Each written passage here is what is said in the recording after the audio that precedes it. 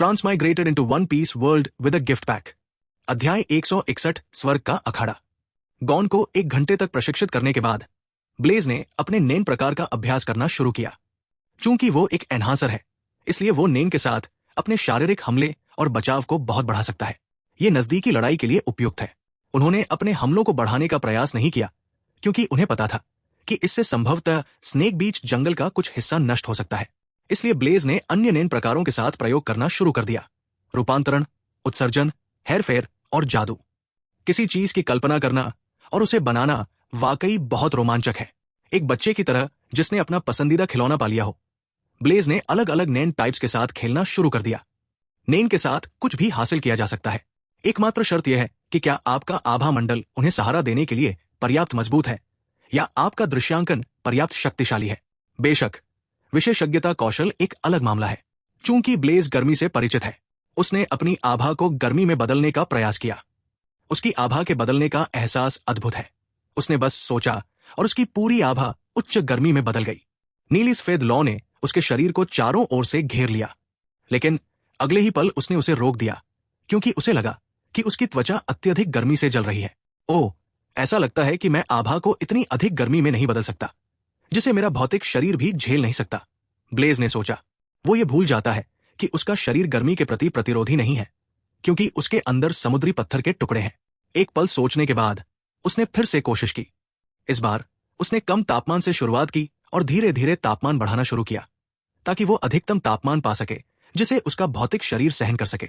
उसे ढूंढने के बाद उसे वो एहसास याद आ गया, ताकि वो फिर से उसे खराब न करे। बेशक अगर वो हकी से अपने शरीर की रक्षा करता है तो ये कोई समस्या नहीं होगी, लेकिन इसमें मजा क्या है। अगला, उत्सर्जन। एक विचार के साथ उसकी हथेली पर ऊष्मा आभा का एक गोला इकट्ठा हो गया। फिर उसने अपनी हथेली से उसे इतनी तेज गति से फेंका कि ऊष्मा गोला वेल द्वीप से बाहर निकल गया। अच्छा, ब्लेज ने बड़बड़ाया और अगले प्रकार, कॉन्जुरेशन पर चला गया। वो अपने मन में कल्पना की गई अधिकांश चीजों को बिना किसी समस्या के कल्पना करने में सक्षम था, लेकिन कुछ विशेष या जटिल वस्तुओं को कल्पना करने के लिए उसे बहुत अभ्यास की आवश्यकता थी। उदाहरण के लिए, फैंटम ट्रूप का शिजुकू एक वैक्यूम क्लीनर बना सकता है जो अनंत वस्तुओं को चू सकता है। ब्लेज एक वैक्यूम क्लीनर बनाने में सक्षम था, लेकिन इसमें शिजुकू के ब्लिंकी जैसी विशेषताएं नहीं थी। शिजुकू की क्षमता की नकल करने की कोशिश करने का एक कारण है। अगर वो सफल हो जाता तो वो एक साधारण आदेश से अपने शरीर में मौजूद सीस्टोन स्क्रैप को चू सकता था। ऐसा लगता है कि यह संभव नहीं है, कम से कम अभी तो। अगला, हेरफेर। यह प्रकार थोड़ा जटिल है, क्योंकि पहले व्यक्ति को इसकी पूरी समझ होनी चाहिए। यह तलवार को नियंत्रित करने या नेन जानवरों, संरचनाओं या यहां तक कि जीवित प्राणियों को नियंत्रित करने जितना सरल हो सकता है। उसने बस एक तलवार बनाई और अपनी तर्जनी उंगली हिलाकर उसे चलाया। ब्लेज को अपने लिए उपयुक्त नैन क्षमता बनाने की कोई जल्दी नहीं थी। सबसे पहले, वो लंबे समय तक नेन के संपर्क में नहीं था। दूसरे, वो अगले चरण पर आगे बढ़ने से पहले नैन और उसके प्रकारों को अच्छी तरह से समझने की योजना बना रहा है। कुछ समय आराम करने के बाद उसने अपनी हकी का अभ्यास करना शुरू कर दिया। हालांकि नैन मजेदार है, हकी ब्लेज का मूल है। वो इसे आसानी से अनदेखा नहीं कर सकता। 5 एल्डर्स के साथ डेथमैच की बदौलत उनकी काया और हकी विशेषता में बहुत बड़ा सुधार हुआ। ये उनकी स्थिति में पहले नहीं दिखा था, क्योंकि उन्हें बहुत गंभीर चोटें लगी थी। जैसे ही वो अपनी चोटों से उबरे, उनके स्टेटस पैनल में इसका खुलासा हुआ। नाम, ब्लेज हंट। व्यवसाय, मरीन। संविधान, 71.2। शैतान फल, 70.2। हकी, 71.5। मुक्त विशेषता बिंदु, 0.0। अगले दिन गॉन को अलविदा कहने के बाद ब्लेज वेल आइलैंड से ट्रांसपोर्ट शिप पर निकल गया। पास के शहर में पहुंचकर उसने अपने पास मौजूद सारे पैसे से हेवंस एरिना के लिए एक हवाई जहाज का टिकट खरीदा। चूंकि ये पृथ्वी के समान ही तकनीकी दुनिया है, इसलिए बिना पैसे के उसे बहुत परेशानी हो रही थी। वो ठीक से खाना भी नहीं खा पा रहा था। अगर ये वन पीस की दुनिया होती तो वो बस कुछ समुद्री जानवरों को मार देता और उन्हें बारबेक्यू करके जी भरकर खा लेता, लेकिन यहां वो सिर्फ अपने पेट को अपनी मर्जी से मचलने देता है। इसलिए वो सबसे पहले हेवंस एरिना में जाता है, ताकि वो अन्य स्थानों पर जाने से पहले अपने लिए कुछ पैसे कमा सके। इसके अलावा ये उसकी नेन को निखारने के लिए भी एक अच्छी जगह है। एक थका देने वाली यात्रा के बाद ब्लेज अगले दिन हेवंस एरिना पहुंच गया। जैसा कि एनिमे में दिखाया गया है, ये 251 मंजिलों वाला एक विशाल टॉवर है। कुछ समय तक लड़ाकों की लंबी कतार में खड़े रहने के बाद ब्लेज मोर्चे पर पहुंचे और उन्होंने फॉर्म भरा। जिसमें उनसे उनके युद्ध अनुभव जैसी बुनियादी जानकारी मांगी गई थी। नंबर 1022 प्राप्त करने के बाद ब्लेज अंदर गया। उसका स्वागत उत्साही दर्शकों और 16 छोटे छोटे युद्ध मंचों वाले एक बड़े अखाड़े ने किया। ब्लेज ने अपना नंबर आने तक ज्यादा इंतजार नहीं किया। जब वो अपने लिए तय किए गए एरिना में गया तो उसकी मुलाकात अपने प्रतिद्वंद्वी से हुई, जो मार्शल कपड़ों में था। जैसे ही रेफरी ने नियम समझाना समाप्त किया और शुरू शब्द कहा, उसके प्रतिद्वंद्वी ने उस पर भयंकर रूप से हमला किया। उसने एक अजीब मुद्रा अपनाई और अपने हाथों से हमला किया, जो बाघ के पंजे के आकार के थे। ब्लेज को चमक दमक के अलावा कुछ भी नजर नहीं आया, इसलिए जब उनका प्रतिद्वंद्वी उनके पास आया तो उन्होंने बस अपनी उंगली से उनके माथे पर झटका मारा। इससे पहले कि उसका प्रतिद्वंद्वी कुछ समझ पाता, वो पीछे की ओर उछला और दर्शकों के स्टैंड से टकराया, जिससे वो बेहोश हो गया। रेफरी ने उसे एक टिकट दिया और कहा कि वो 50वीं मंजिल तक जा सकता है। टिकट स्वीकार करते हुए ब्लेज ने मैदान छोड़ दिया और कुछ पैसे लेकर 50वीं मंजिल पर चला गया। 2 दिन में वो 100वीं मंजिल पर पहुंच गया और उसके बाद उसने धीरे धीरे आगे बढ़ना जारी रखा। ये उबाऊ था, लेकिन पैसे के लिए उसके पास ऐसा करने के अलावा कोई विकल्प नहीं था। इसके अलावा अपने लिए एक निजी कमरे के साथ वो बिना किसी हस्तक्षेप के ध्यान और अपने नींद का अभ्यास कर सकता है। मांस की एक बड़ी मात्रा को खाने के बाद ब्लेज ध्यान करने के लिए बिस्तर पर बैठ गया। अपनी आंखें बंद करके उसने कुछ नहीं किया। 1 मिनट बाद उसने आसपास के वातावरण में प्राकृतिक ऊर्जा को महसूस किया, लेकिन ये मात्रा बहुत कम थी। शायद इसलिए क्योंकि वो लोगों से भरे शहर में था। उसने धीरे धीरे उन्हें अपने शरीर में खींचना शुरू कर दिया। अपनी आभा नोड्स को खोलने से पहले वो सिर्फ प्राकृतिक ऊर्जा को अंदर और बाहर खींचता था, क्योंकि उसे उनका इस्तेमाल करने का कोई तरीका नहीं मिल रहा था। लेकिन अब वो ऐसा कर सकता है। प्राकृतिक ऊर्जा को शरीर में खींचकर उसने उन्हें आभा नोड्स में ले जाया और इसे प्रसारित किया, जैसा कि वो नींद के साथ करता है। वो सेनजुत्सु के समान प्राकृतिक ऊर्जा को नियंत्रित करने में सक्षम नहीं था, लेकिन उन्हें प्रसारित करने में कोई समस्या नहीं होगी। उसने ये आशा करते हुए किया कि इससे उसकी जीवन ऊर्जा नेन में वृद्धि होगी या किसी प्रकार का लाभ होगा, जैसा कि उसके हकी के साथ हुआ था। लेकिन कुछ ऐसा हुआ जिसकी उसे उम्मीद नहीं थी। अध्याय 162 परमेश्वर का लहू। जब प्राकृतिक ऊर्जा आभा नोड्स के माध्यम से प्रसारित हुई तो उसके शरीर में एक असामान्य परिवर्तन हुआ। प्राकृतिक ऊर्जा आभा नोड्स में मौजूद जीवन ऊर्जा नेन के साथ मिलकर एक नई तरह की ऊर्जा बनाती है, जो जीवन शक्ति और शक्ति से भरपूर होती है। इससे ब्लेज को डर लगा, क्योंकि वो नहीं जानता था कि इसका क्या मतलब है, ये अच्छा है या बुरा। लेकिन रूपांतरण आगे नहीं बढ़ सका, जैसे कि उनमें कुछ कमी थी। ये विफल हो गया और अनियमित रूप से संयोजित ऊर्जा में जोरदार उतार चढ़ाव हुआ, जिससे विस्फोट के संकेत मिले। बुरा। ब्लेज का चेहरा गंभीर हो गया। उनके भीतर मौजूद शक्ति को महसूस करते हुए उसे पता था कि विस्फोट उसे संभवतः रक्त धुंध में बदल देगा। ये न जानते हुए कि क्या किया जाए, ब्लेज ने अपनी हकी के साथ नई तरह की ऊर्जा को घेरकर प्रभाव को कम करने की कोशिश की। लेकिन जैसे ही उसका हकी उसके संपर्क में आया, ऊर्जा ने उसके हकी को निगलना शुरू कर दिया और साथ ही स्थिर होने के संकेत भी दिखाए। दुर्भाग्य से ये अंत नहीं है। वो ऊर्जा जो स्थिर होने के संकेत दे रही थी, बहुत तेज गति से घूमने लगी और उसकी सहमति के बिना उसके शरीर में उपस्थित जीवन ऊर्जा और हकी को निगलने लगी। यहां तक कि आसपास मौजूद प्राकृतिक ऊर्जा भी उसके शरीर में खींची गई और अन्य 2 के साथ मिल गई। ये प्रक्रिया आधे घंटे तक चली और अंततः तीनों ऊर्जाएं पूर्णतः एक हो गई और एक नई ऊर्जा का निर्माण हुआ, जो सुनहरे प्रकाश में चमक रही थी। ब्लेज ने राहत की सांस ली, ये महसूस करते हुए कि अब कोई खतरा नहीं है। माथे से पसीने की बूंदें पोंछते हुए वो अपने तेज धड़कते दिल को शांत करने के लिए थोड़ा आराम से बैठ गया। वो लगभग अपने ही हाथों अपनी जान गंवा बैठा। 5 मिनट के आराम के बाद ब्लेज ने ऊर्जा की सावधानी पूर्वक जांच की। उसे आश्चर्य हुआ कि वो अपने और ऊर्जा के बीच संबंध महसूस कर सकता है। एक विचार से वो एक छोटी सी मोती के आकार की ऊर्जा को महसूस करने और देखने में सक्षम हो गया। ये सुनहरा था और खून की तरह गाढ़ा था। जब ब्लेज ने अपने विचार से इसे पकड़ने की कोशिश की तो ये एक शरारती बच्चे की तरह भाग गया। फिर ये उसके रक्त प्रवाह में घुल गया और उसके रक्त के साथ पूरे शरीर में घूमने लगा। जैसे ही ब्लेज ने सोचा कि इस ऊर्जा का क्या उपयोग है, सिस्टम अधिसूचना उसके दिमाग में गूंज उठी। सूचना: मेजबान ने 3 अलग अलग तरह की ऊर्जाओं को मिलाकर एक नई तरह की ऊर्जा बनाई है। ये बाहरी दुनिया में भी प्रशंसा के योग्य उपलब्धि है। विश्लेषण करने के बाद नई ऊर्जा में ईश्वर के रक्त के समान विशेषताएं हैं। इसलिए सिस्टम सोचता है कि इस नई शक्ति के लिए उपयुक्त नाम ईश्वर का रक्त है। भगवान का खून। भगवान का खून जलाने से मेजबान की विशेषता और शारीरिक बनावट 1 घंटे के लिए अगले स्तर तक बढ़ जाएगी उपयोग के आधार पर समय अलग अलग हो सकता है।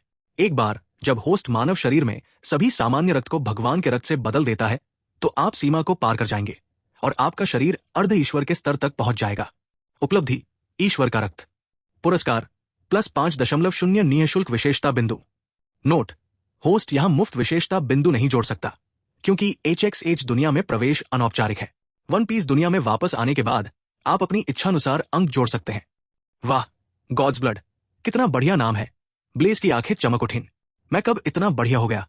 ब्लेज अपनी नई शक्ति का प्रयोग करने की स्थिति में नहीं था क्योंकि उसकी जीवन ऊर्जा और हकीकी शक्ति ईश्वर का रक्त बनाने के लिए शून्य हो चुकी थी, इसलिए वो पूरी तरह से थक चुका था। वो बिस्तर पर गिरकर सो गया। अगले दिन हेवंस एरिना पर अपनी लड़ाई पूरी करने के बाद ब्लेज भगवान के खून की अगली बूंद बनाने के लिए कमरे में लौट आया। कल के विपरीत वो चरणों को जानता था, इसलिए प्रक्रिया आसान थी। फिर भी इससे उनकी जीवन ऊर्जा और हकी शून्य हो गई। नई शक्ति का पता लगाने के लिए उत्सुक ब्लेज ने थकावट की परवाह नहीं की और इसका परीक्षण करने के लिए सीधे एक बूंद जला दी। जैसे ही उसने ऐसा किया, सुनहरे रक्त की बूंद ऊर्जा के असंख्य कणों में बिखर गई, जिसने उसके अस्तित्व के हर पहलू को प्रत्यक्ष रूप से निखार दिया। उसे शक्ति का एहसास हुआ। उसके शरीर के हर इंच में असीम शक्ति का संचार हुआ। उसे लगा जैसे वो फिर से जन्मा है। 10 मिनट तक प्रयोग करने के बाद ब्लेज को इसकी कुछ क्षमताएं समझ में आ गई। इसका उपयोग उसके शरीर को बढ़ाने के लिए किया जा सकता है या सीधे ऊर्जा के रूप में इस्तेमाल किया जा सकता है, जिसे वह चाहता है, चाहे वो नेन हो या हकी। ऐसा करने से उसकी नेन या हकी में 3 गुना सुधार होगा। उनके जैसी क्षमता वाले किसी भी व्यक्ति के लिए यह बहुत बड़ा सुधार है। ये उन्हें कम समय में ही अजेय बना देगा। उन्होंने एक और बात कही कि परमेश्वर के रक्त में किसी भी तरह की चोट को ठीक करने की क्षमता है, यहां तक कि कटे हुए हाथ या पैर को भी फिर से उगाया जा सकता है। अभी अभी उसकी सारी छिपी हुई चोटें और 5 बुजुर्गों के साथ लड़ाई के दौरान उसका खत्म हुआ जीवन स्रोत भी ठीक हो गया है। इसका मतलब है कि ब्लेज अपने चरम पर वापस आ गया है।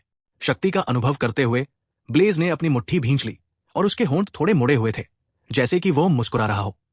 विश्व सरकार, 5 बुजुर्ग, मेरा इंतजार करो, मैं जल्दी ही वापस आऊंगा। दिन बीतते गए। हर दिन ब्लेज अपनी हकी और नेन अवधारणाओं को प्रशिक्षित करता था। वो दिन के अंत में भगवान के खून की एक बूंद बनाता था ताकि उसकी थकावट उसके प्रशिक्षण या लड़ाई में बाधा न बने। 15 दिनों तक 150वीं से 190वीं मंजिल के बीच रहने के बाद ब्लेज ने लगभग 400 मिलियन जेनी कमाए, जो कि उसके लिए कई वर्षों तक खर्च करने के लिए पर्याप्त था। यह तय करते हुए कि अब बहुत हो गया, ब्लेज ने अपनी लड़ाइयां जीत ली और 200वीं मंजिल पर पहुंच गए। एक महिला क्लर्क ने रजिस्ट्रेशन डेस्क पर उनका स्वागत किया और उन्हें हस्ताक्षर करने के लिए एक फॉर्म दिया।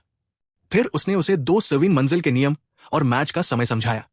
स्पष्टीकरण सुनने के बाद ब्लेज ने फॉर्म भर दिया और चेक बॉक्स पर टिक लगा दिया कि वो किसी भी दिन लड़ने के लिए तैयार है। इसके बाद महिला क्लर्क ने कमरे की चाबी सौंपते हुए कहा कि अगला मैच तय होने के बाद ही इसकी जानकारी दी जाएगी। ब्लेज को अगले दिन अपने मैच के बारे में बताया गया। अब से 2 दिन बाद सुबह 9 बजे 225वीं मंजिल पर होने वाले मैच की तारीख पक्की हो गई है। वो इसका बेसब्री से इंतजार कर रहा था क्योंकि ये उसका पहला नेन मुकाबला होगा। वो आशा करता है कि उसका प्रतिद्वंद्वी कम से कम थोड़ा अधिक शक्तिशाली हो तथा उसके पास शक्तिशाली नैन क्षमता हो, न कि कोई नौसिखिया क्रशर। 2 दिन बीत गए। जैसे ही ब्लेज ने एरिना में प्रवेश किया, उसने दर्शकों की भीड़ से चिल्लाहट और जयकारे सुने। निचली मंजिल के विपरीत 200वीं मंजिल पर दर्शकों की संख्या बहुत अधिक है। उद्घोषक ने उन्हें 200वीं मंजिल के प्रथम सेनानी के रूप में परिचय कराया और फिर उनके प्रतिद्वंदी के रूप में, जिनके पास वर्तमान में 9 जीत और 2 हार है। ब्लेज को यह सुनकर आश्चर्य हुआ।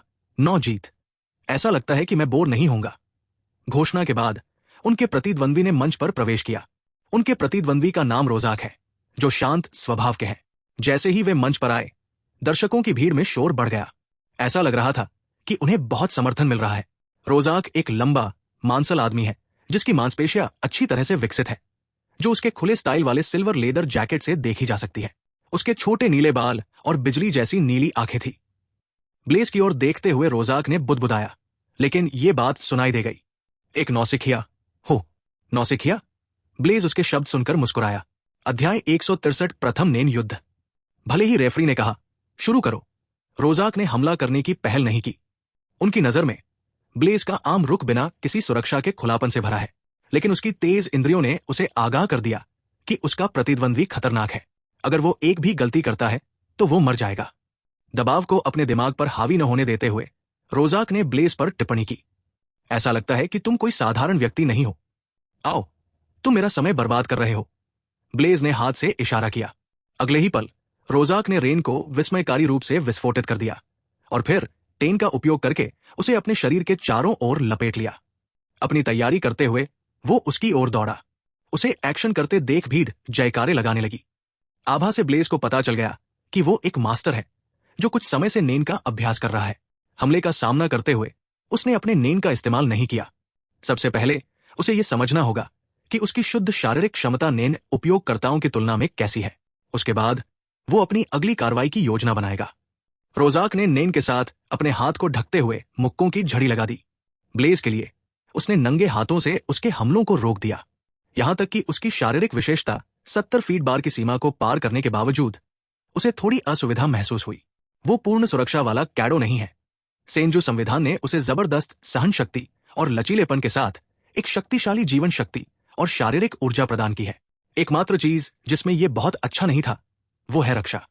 फिर भी ये वन पीस की दुनिया में भी अधिकांश लोगों को अभिभूत करने के लिए पर्याप्त है। दूसरी ओर रोजाक ये देखकर हैरान रह जाता है कि उसके नैनहास्ट मुक्के उसके प्रतिद्वंदी को घायल नहीं कर सके। असंभव, मैं एक एनहास्टर हूं। उसने टेन का इस्तेमाल भी नहीं किया। फिर उसने नंगे हाथों से मेरे मुक्कों को कैसे रोका? जब उसने ब्लेज को विचलित देखा तो रोजाक ने अपमानित महसूस किया। चूंकि सामान्य नैन हमले काम नहीं करते, इसलिए मैं उसे अपना हत्सू दिखाऊंगा। जैसे ही ब्लेज विचार कर रहा था, रोजाक ने अपनी आभा को लंबे चाबुक के आकार में बदल दिया और उसे चारों तरफ से कोड़े मारे। इसके अलावा उसके चाबुक नेन से बढ़ाए गए थे, इसलिए उनमें अविश्वसनीय शक्ति थी। यहां तक कि एक साथी प्रवर्धक भी घायल हो जाएगा यदि वो सीधे हमले का सामना करेगा।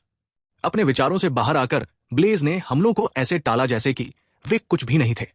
ये देखकर कि उसका कोई भी हमला उसके प्रतिद्वंदी पर नहीं हो पा रहा है, रोजाक दहाड़ा। ऐसा मत सोचो कि मेरे पास बस यही है। मेरे पास एक और नैन क्षमता है, पावर मल्टीप्लायर। हर बार जब मैं हिट करता हूं तो मेरी शक्तियां बढ़ती है। ओह, तुम्हें शुरू से ही इसका इस्तेमाल करना चाहिए था। मैं अब और नहीं टालूंगा। चलो, ब्लेज ने कहा। उसके चेहरे पर आखिरकार कुछ भाव दिखे। क्या? इस बार ब्लेज ने अपने शरीर को टेन से ढक लिया। ध्यान देने वाली बात यह है कि वो केन का नहीं बल्कि सामान्य टेन का इस्तेमाल कर रहा था, क्योंकि यह पर्याप्त से अधिक है। अगले ही पल रोजाक ने उस पर जोरदार हमला किया और मुक्कों की बौछार कर दी। ब्लेज ने अपने 10 हाथों से सब कुछ रोक दिया, लेकिन कोई भी उसके 10 को तोड़ने में कामयाब नहीं हुआ। ऐसा तब हुआ जब उसके प्रतिद्वंदी की ताकत हर हमले के साथ कई गुना बढ़ गई। आखिरकार लगातार 30 हमलों के बाद रोजाक की मुट्ठी गोलाकार आकार की गहरी लाल ऊर्जा से घिर गई। मुट्ठी में आभा थोड़ी भारी है। पागलों की तरह हंसते हुए रोजाक चिल्लाया, तुम्हें मुझे लगातार वार नहीं करने देना चाहिए था। चलो देखते हैं तुम इसे कैसे रोकते हो। हमले के पीछे की ताकत को भांपते हुए ब्लेज ने अनुमान लगाया कि ये उवोगिन के बिग बैंग इंपैक्ट जितना ही शक्तिशाली होना चाहिए। हालांकि बाद वाला इसे सामान्य रूप से इस्तेमाल कर सकता है, लेकिन रोजाक को इस स्तर तक पहुंचने के लिए बहुत सी शर्तों को पूरा करना था। ये उसके और शक्तिशाली नैन मास्टर के बीच का अंतर है। ब्लेज ने सोचा, क्या मुझे केन का इस्तेमाल करना चाहिए? नहीं, मेरा पूरा पावर टेन स्ट्राइक को रोकने के लिए पर्याप्त होना चाहिए। चलो इसका परीक्षण करते हैं। उसके सामने पहुंचकर रोजाक ने मुक्का मारा, जबकि ब्लेज ने अपनी बाहें क्रॉस करके उसे रोक लिया। इस जबरदस्त मुक्के में इतनी विनाशकारी शक्ति थी कि वह अपने रास्ते में आने वाली किसी भी चीज को नष्ट कर सकता था। मुक्का इतना शक्तिशाली था कि ब्लेज अखाड़े से बाहर उड़ गया और उसका टेन भी नष्ट हो गया। हालांकि यह इतना शक्तिशाली नहीं था कि उसे चोट लग सके। यह हमला देखकर दर्शक उत्साह से चिल्ला उठे, वाह, यह क्या था? झटका बहुत शक्तिशाली लग रहा था, लेकिन ब्लेज को कोई नुकसान नहीं हुआ। उद्घोषक चिल्लाया। अपनी पोशाक को झाड़ते हुए ब्लेज बिना किसी चोट के मंच पर कूद गया। यह देखकर रोजाक को अपनी आंखों पर विश्वास नहीं हुआ। यह कैसे हो सकता है? यह मिसाइलों से टक्कर लेने के लिए पर्याप्त महत्वपूर्ण हिट था। क्या वह एक राक्षस है? अब मेरी बारी है। ब्लेज ने अपनी नेन को अपनी मुट्ठी पर केंद्रित करते हुए कहा। उसकी मुट्ठी के चारों ओर एक सुनहरा गोलाकार बुलबुला बन गया, जिसने आसपास के क्षेत्र को भी प्रभावित किया। हालांकि उसने अपनी आभा का सिर्फ 10% ही निर्देशित किया। मुट्ठी में मौजूद असीम शक्ति को महसूस करते हुए रोजाक ने सांस रोकी और कुछ कदम पीछे हट गया। उसे पता था कि अगर उस मुट्ठी से उसे चोट लगी तो वो एक भयानक मौत मरेगा। यह आपके पिछले मुक्के से थोड़ा ज्यादा जोरदार होना चाहिए। क्या आप इसे झेलने के लिए तैयार हैं? केन से अपना चेहरा ढकना मत भूलना, नहीं तो आप मर जाएंगे, ब्लेज ने पूछा और प्यार से याद दिलाया। रोजाक के चेहरे पर पसीना आ गया। मैं बहुत तेज हूं। मैं इससे बच सकता हूं। ये शक्तिशाली हो सकता है, लेकिन अगर ये मुझे नहीं मार सकता तो ये कुछ भी नहीं है। अगले ही पल उसका पूरा दृश्य ध्वस्त हो गया, क्योंकि उसका प्रतिद्वंद्वी उसके सामने प्रकट हुआ, जैसे कि वो टेलीपोर्ट हो गया हो। आने वाली मुट्ठी का सामना करते हुए उसे मौत का आभास हुआ। ये जानते हुए कि वो हमले से बच नहीं सकता, उसने ब्लेज की चेतावनी पर ध्यान दिया और अपने चेहरे को 100% केन से बचा लिया। फिर भी वो अत्यधिक शक्ति के सामने कमजोर महसूस कर रहा था। बूम! जैसे ही ब्लेज ने मुक्का मारा, जोरदार धमाका हुआ और फिर शॉकवेव हुई। रोजाक के लिए वो उड़ गया और दर्शकों के स्टैंड से टकरा गया। वो बेहोश हो गया, क्योंकि उसके चेहरे की ज्यादातर हड्डियां टूट गई थी और उसका पूरा चेहरा पहचान से परे विकृत हो गया था। उसका पूरा शरीर खून से लथपथ हो गया था। यदि ब्लेज ने अंतिम क्षण में अपनी ताकत नहीं रोकी होती तो रोजाक की जान चली जाती। जयकार कर रहे दर्शक शांत हो गए। चारों ओर सन्नाटा छा गया, क्योंकि उनमें से किसी को भी इस परिणाम की उम्मीद नहीं थी। रेफरी द्वारा जीत की घोषणा करने के बाद ब्लेज युद्ध मंच छोड़कर अपने कमरे में वापस चला गया। हालांकि नेन का इस्तेमाल करना मजेदार लग रहा था, लेकिन लड़ाई ने उसे ज्यादा उत्साहित नहीं किया। लेकिन उसे यह स्वीकार करना पड़ा कि रजोक का हात्सु बहुत शक्तिशाली है। एक बार जब वो अपनी वृद्धि श्रेणी में पूर्णता प्राप्त कर लेता है तो वो निश्चित रूप से एक उल्लेखनीय व्यक्ति बन जाएगा। पावर मल्टीप्लायर, ये एक अच्छी नेन क्षमता थी, लेकिन अगर वो गलत नहीं था तो उस अंतिम प्रहार को करने के लिए उसे बहुत सारी शर्तें पूरी करनी होंगी। हालांकि ब्लेज मजबूत है, लेकिन उसकी ताकत चिमेरा चींटी राजा को हराने के लिए पर्याप्त नहीं है। उसका वर्तमान आभा भंडार नेटेरो से थोड़ा अधिक मजबूत होना चाहिए, लेकिन वो बिल्कुल निश्चित नहीं था। नेटेरो से व्यक्तिगत रूप से मिलने के बाद ही वो निश्चित रूप से कुछ कह सकता है। फिर भी अगर वो नेटेरो से अकेले नेन से लड़ता है तो वो निश्चित रूप से हार जाएगा, क्योंकि वो नेन में उतना कुशल नहीं था जितना कि नैन। अगर वो अपने ईश्वर के खून का इस्तेमाल करता है तो उसकी शक्तियां रॉयल गार्ड्स के करीब पहुंच जाएंगी, लेकिन उन्हें हराने के लिए पर्याप्त नहीं होंगी। चींटी राजा को तो बिल्कुल भी नहीं।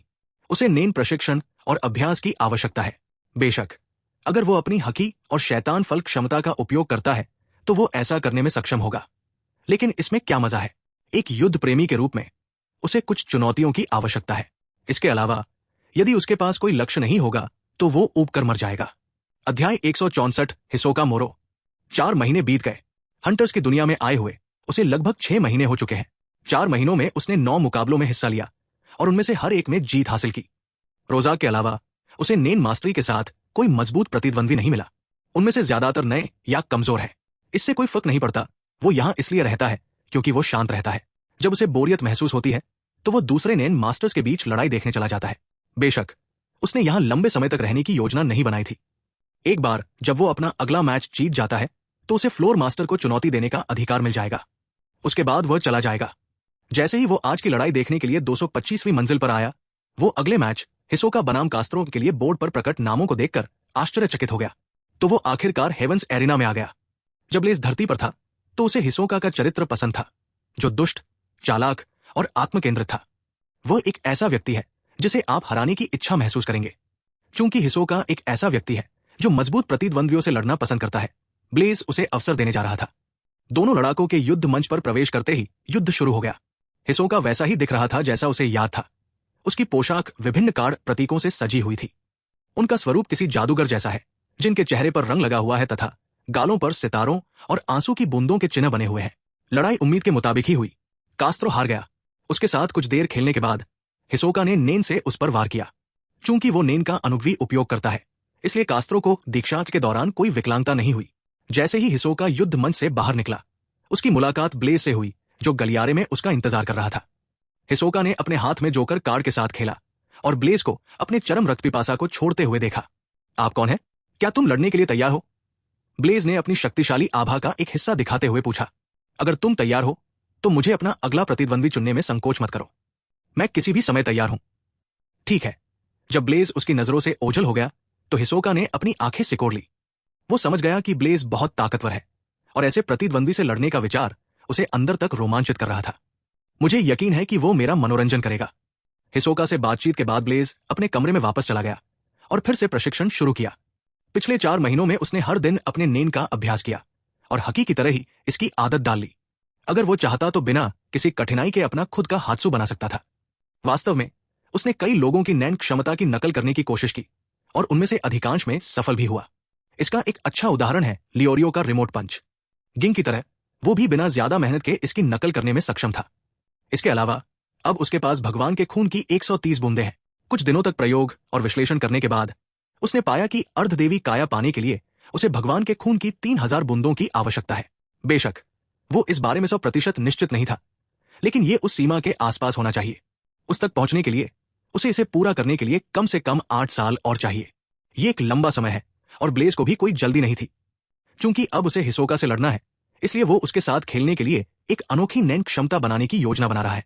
4 दिन बाद ब्लेज और हिसोका 225वीं मंजिल पर हेवंस एरेना के युद्ध मंच पर आमने सामने थे। हिसोका अपनी खुशी को मुश्किल से रोक पाया, क्योंकि उसे किसी योग्य प्रतिद्वंद्वी से लड़ते हुए काफी समय हो गया था। ब्लेज के चेहरे पर भी हल्की मुस्कान थी। वो उत्साहित हिसोका को देख रहा था। हिसोका में आत्मविश्वास झलक रहा था, मानो वो सबसे शक्तिशाली हो। ब्लेज है, मैं बहुत खुश हूं। तुम मुझे बहुत अच्छा महसूस कराते हो। मैं तुम्हें तोड़ने का आनंद लेने जा रहा हूं। हिसोका ने अपने हाथ में जोकर कार्ड चाटा और बोला। उसकी बातें सुनकर ब्लेज हंस पड़ा। मुझे तुम्हारा आत्मविश्वास पसंद है, लेकिन क्या तुम वाकई इतने मजबूत हो? जब जज ने शुरू करो शब्द कहा, तो हिसोका ने पहल की और एक पागल की तरह आगे बढ़ा। उसके मन में हत्या की असीम मंशा थी। सिर्फ आभा से ही ब्लेज हिसोका को दूसरे नैन उपयोगकर्ताओं की तुलना में एक अलग स्तर पर पहचान सकता था। इसे आप प्रतिभा कहते हैं, खास तौर पर उसका नैन। ये सघन और मजबूत है। स्वूश। हिसोका की चालाकी भरी युद्ध शैली और खतरनाक चालों का सामना करते हुए ब्लेज ने बिना किसी प्रयास के ही उनसे बच निकला, मानो वो हिसोका की चालों को पहले से जानता हो। ऐसा इसलिए नहीं है क्योंकि ब्लेज भविष्य देख सकता है, बल्कि हिसोका की चाल धीमी है। सिर्फ वही नहीं, बल्कि उसके सामने आए ज्यादातर लड़ाकों की चालें तो शानदार थी, लेकिन धीमी थी। जहां तक ब्लेज का प्रश्न है, वो पूर्ण शक्ति की अवधारणा में दृढ़तापूर्वक विश्वास करता है, क्योंकि इसके सामने सभी प्रकार की चालें और क्षमताएं अप्रभावी है। जब हिसोका और ब्लेज दोनों ने लड़ाई शुरू की तो भीड़ ने जयकारे लगाए और चिल्लाया। तेज गति से होने वाली इस लड़ाई ने सभी को रोमांचित कर दिया और सभी को अपनी ओर आकर्षित कर लिया। अगले ही पल हिसोका ने पूरी ताकत से उसके चेहरे पर लात मारी। वह को का इस्तेमाल कर रहा है, अपनी पूरी आभा को दाहिने पैर में केंद्रित कर रहा है। अगर ब्लेज अब हमला करता है तो वो हिसोका को बुरी तरह घायल कर सकता है, क्योंकि हिसोका ने उसके शरीर को रक्षाहीन कर दिया है। लेकिन अचानक ब्लेज ने मन ही मन हंसते हुए कहा, दिलचस्प, क्योंकि उसे भविष्य का अंदाजा था। हिसोका ने उसे लात मारी, लेकिन उसके पैर 1 सेकंड के लिए जम गए। उसके चेहरे से कुछ सेंटीमीटर की दूरी पर फिर विस्फोटक बल के साथ आगे बढ़ा। टकराना। हालांकि किक के पीछे का बल उसके टेन को तोड़ने के लिए पर्याप्त नहीं था। ब्लेज ने स्ट्राइक को रोकने के लिए केन का इस्तेमाल किया। वो सुरक्षित रहा, शक्तिशाली। इस किक के पीछे की शक्ति असाधारण है, क्योंकि ये मास्टर एनहांसर को भी घायल करने के लिए पर्याप्त है, यदि उन्होंने प्रहार को रोकने के लिए अपनी पूरी आभा का उपयोग नहीं किया हो। इस शक्ति के पीछे का कारण उतना ही सरल है जितना कि हिसोका ने अपने हाथसू बंजी गम का इस्तेमाल किया। उन्होंने किक से पहले बंजी गम के साथ अपने पैरों को जमीन से जोड़ा और जब ये अधिकतम तक खिंच गया तो इसे ढीला छोड़ दिया। इसने किक के पीछे की ताकत को काफी हद तक बढ़ा दिया। ये सरल है लेकिन बहुत ही कुशल है। यही बात हिसोका के बंजी गम को भयानक बनाती है। यदि कोई प्रतिद्वंद्वी अपने प्रहार को केवल को या रयु की मात्रा से मापता है तो उसे भयंकर नुकसान होगा। यह हिसोका के हमले का अंत नहीं है, क्योंकि जैसे ही उसने देखा कि ब्लेज को कोई नुकसान नहीं पहुंचा है, उसने अपनी उंगलियों के बीच आए कार्डों को तीव्र गति से और पूर्ण सटीकता के साथ फेंका। इसमें सबसे खास बात यह है कि उसने ये काम ऐसे कोण से किया जिससे ब्लेज की नजर पूरी तरह से अवरुद्ध हो गई।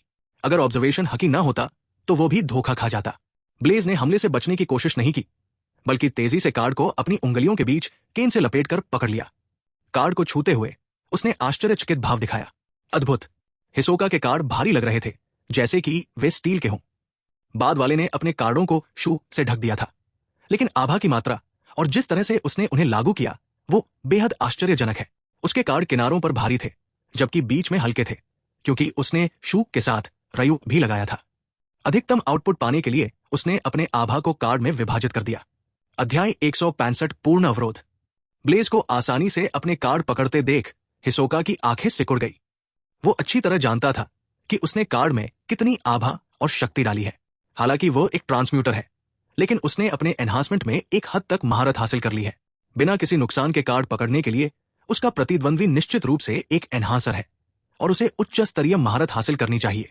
फिर भी हिसोका अगले ही पल मुस्कुराया, क्योंकि उसकी योजना सफल हो गई थी। आखिरी हमले में उसने न केवल कार्ड फेंके बल्कि अपना बंजी गम भी फेंक दिया। यह ब्लेज के गाल पर पूरी तरह से चिपक गया था। चूंकि उसके बंजी गम को इन से छुपाया जा सकता है, इसलिए ग्यो का उपयोग किए बिना युद्ध के बीच में उसे पहचानना बहुत मुश्किल है। बेशक ब्लेज ने अपने शक्तिशाली ऑब्जर्वेशन हकी से बंजी गम को उसके गाल के दाहिने हिस्से पर चिपकाए जाने से पहले ही भांप लिया था। इसलिए हिसोका की मुस्कान ज्यादा देर तक नहीं टिकी। जब ब्लेज ने लापरवाही से कार्ड फेंके और बंजी गम को छूकर उसकी बनावट को महसूस किया तो हिसोका के चेहरे के भाव बदल गए। क्या उसे मेरी योग्यता के बारे में पहले से पता है? हिसोका ने सोचा। हालांकि ये उसकी आत्मा को प्रभावित करने के लिए पर्याप्त नहीं था, लेकिन वो थोड़ा निराश था। क्या ये आपकी नैन क्षमता है? ये एक अच्छा खिलौना है, ब्लेज ने प्रशंसा की। बंजी गम को अपने हाथों से महसूस करके वो इसके गुणों और परिवर्तन की प्रकृति को बता सकता था। खिलौना? हिसोका ने हार नहीं मानी। आखिरकार ये उसकी रचना है, वो इस झूठ को बर्दाश्त नहीं कर सकता। हालांकि ब्लेज की नजर में ये वास्तव में कुछ भी नहीं है, क्योंकि उसने अपनी आभा से गर्मी से बनी एक छोटी तलवार बनाकर बंजी गम को लापरवाही से काट दिया। मैंने अपनी खुद की एक नैन क्षमता बनाई है, आइए देखें कि आपकी तुलना में ये कैसी है। ब्लेज का रेन एक पल के लिए उछला और एक पतली गोलाकार झिल्ली में बदलने से पहले लगभग 3 मीटर तक फैल गया। ब्लेज की आभा को नजदीक से देखकर और महसूस करके हिसोका का दिल उत्साह से कांप उठा, क्योंकि उसका नेन अविश्वसनीय रूप से शक्तिशाली और उसकी कल्पना से परे था। ब्लेज ने ध्यान केंद्रित किया और गोलाकार झिल्ली के किनारों के आसपास की आभा एक तरह के पारदर्शी क्रिस्टल में जम गई। इसने एक अवरोध जैसी चीज को जन्म दिया। ये एन का बहुत ही सरल प्रयोग है, साथ ही उसकी आभा को एक कठोर तत्व में रूपांतरित करना भी है। मैं इसे पूर्ण अवरोध कहता हूं। हालांकि मैंने इसे सनक में बनाया था, लेकिन यह काफी कठोर है। जैसा कि आप देख सकते हैं, मैंने अवरोध के चारों ओर के आभा मंडल को बदल दिया है ताकि इसे और अधिक टिकाऊ बनाया जा सके। ये आसानी से नहीं टूटेगा। ब्लेज ने अपना सिर ऊंचा करके शेखी बघारी और समझाया, लेकिन हिसोका सुनने के मूड में नहीं था। बहुत हो गई गपशप, चलो लड़ते हैं। हिसोका ने अपने नैन को अपने शरीर के चारों ओर घुमाया, हमला करने के लिए तैयार। तुम क्या कह रहे हो? लड़ाई पहले ही खत्म हो चुकी है, तुमने मुझे चोट पहुंचाने का मौका खो दिया है। ब्लेज ने अपना हाथ फैलाया और अपना सिर हिलाया। क्या? हिसोका ने अपनी भौहें उठाई। मुझे अपनी क्षमता का प्रदर्शन करने दीजिए ताकि आप स्पष्ट रूप से समझ सकें। ब्लेज ने अपनी उंगली चटकाई और उसके शरीर के चारों ओर का अवरोध गायब हो गया। अगले ही पल हिसोका का चेहरा बदल गया, क्योंकि उसने खुद को एक गोलाकार अवरोध में पाया। वो हमले पर प्रतिक्रिया करने या ये समझने में भी सक्षम नहीं था कि ये कैसे हुआ। ब्लेज मुस्कुराया। कब्जा पूरा हो गया। मैं अपनी क्षमता की प्रकृति बताना भूल गया। पूर्ण अवरोध एक शुद्ध रक्षात्मक तकनीक है, लेकिन इसे दूसरों की रक्षा के लिए भी दिया जा सकता है। बेशक इसमें दुश्मन भी शामिल है। यह सुनकर हिसोका ने मुंह बनाया। ब्लेज को अब और समझाने की जरूरत नहीं है, क्योंकि वो अवधारणा को पूरी तरह समझ गया है। परेशान करने वाली क्षमता, फिर भी ये उसे बाधा को तोड़ने की कोशिश करने से नहीं रोकता। कुछ सेकंड के बाद हिसोका हांफने लगा, क्योंकि उसकी कोई भी चाल काम नहीं आई। यहां तक कि उसका बंजी गम भी उसकी मदद नहीं कर सका। वो अवरोध हिलने तक नहीं पाया। उसे पता था कि अगर वो अगले 10 दिनों तक कोशिश भी करे तो भी वो इसे तोड़ नहीं पाएगा।